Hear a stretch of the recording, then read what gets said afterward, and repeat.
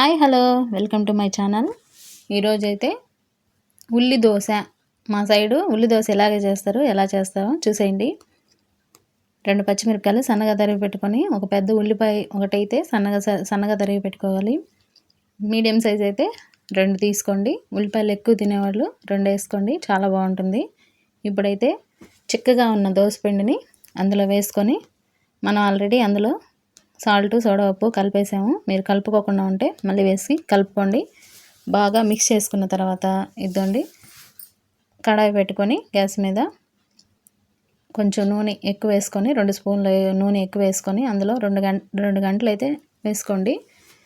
ఇలా వేసుకొని అలా మూత పెట్టకుండా అలాగే కాలనివ్వండి సిమ్లోనే. మరీ సిమ్లో కాకుండా, హై ఫ్లేమ్లో కాకుండా మీడియం ఫ్లేమ్లో అలా కొంచెం ఒక 2 నిమిషాలు కాలిన తర్వాత మళ్ళీ తిరగేసుకోండి. కొంచెం లావుగా వేసుకుంటాం కాబట్టి కొంచెం సిమ్లో కాలితే చాలా బాగుంటుంది, అదిరిపోతుంది. ఉల్లి దోశ అంటే ఇదే మాకు.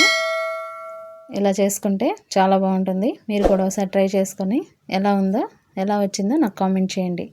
Bye bye.